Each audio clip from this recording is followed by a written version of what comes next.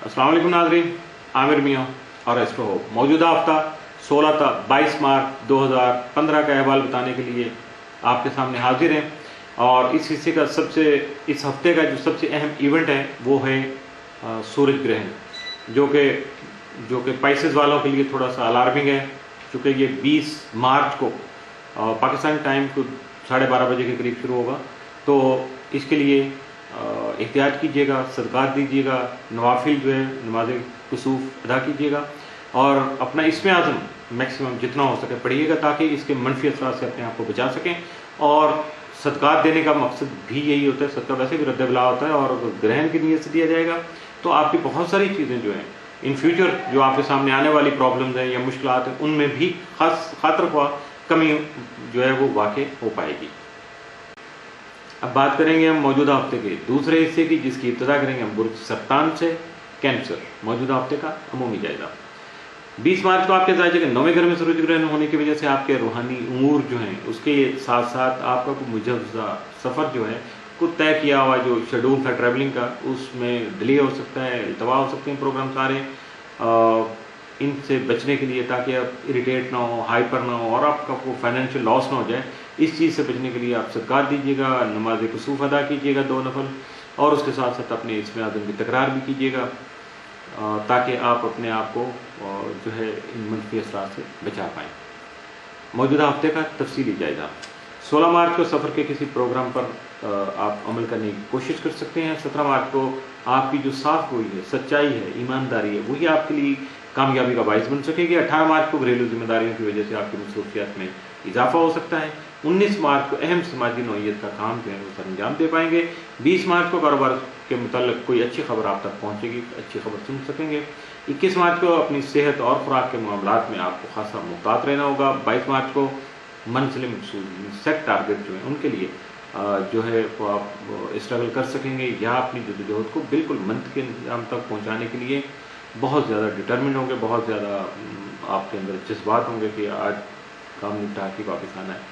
तो मौजूदा हफ्ते में मुमकिन तौर पर मामूल से बढ़ के जो आपके लिए 7 असरात के हामिल दिन है वो 22 और 23 मार्च, जबकि मनफी असरात का हामिल दिन या एहतियात तलब दिन जो है वो 16 मार्च का साबित हो सकता है। बुर्ज असद लियो मौजूदा हफ्ते का अमूमी जायजा।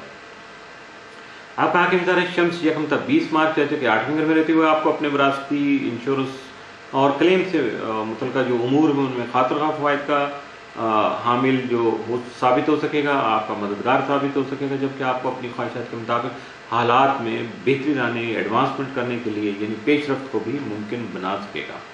31 मार्च शम्स जैसे कि 9वें घर में रहते हुए आपकी तालीमी मैदान में दरपेश रुकावटों को दूर करने के लिए आपकी जो कोशिश करने से पॉजिटिव नताइज जो हैं हासिल करने में आपको मदद फराहम करेगा, जबकि बैरून मुल्क सफ़र की ख्वाहिश भी कोशिश करने से पूरी होगी, यानी बगैर हाथ हिलाए कोशिश करने से कुछ नहीं होगा। 20 मार्च को जैसे कि 8वें घर में सूरज ग्रहण होने की वजह से आपको कानूनी उमूर में फ़ायदा मिल सकेगा, जबकि इस दौरान आपको 2 नफल नमाज कुसूफ अदा करने के अलावा सदक़ात भी देना चाहिए और अपने इसमें आज़म की तकरार भी जारी रखना चाहिए। अपने इसमें आज़म की का विर्द जो है वो ज़्यादा से ज़्यादा करना चाहिए ड्यूरिंग जो है वो ग्रहण टाइम, जो आपको ज़्यादा अपने आप को मैनेज करना होगा।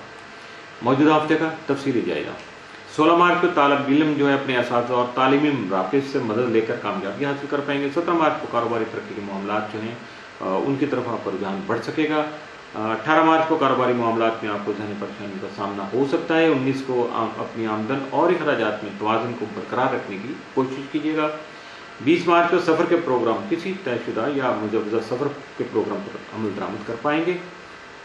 21 मार्च को आपको अपने किसी ख़ास मकसद में कामयाबी हासिल हो सकेगी।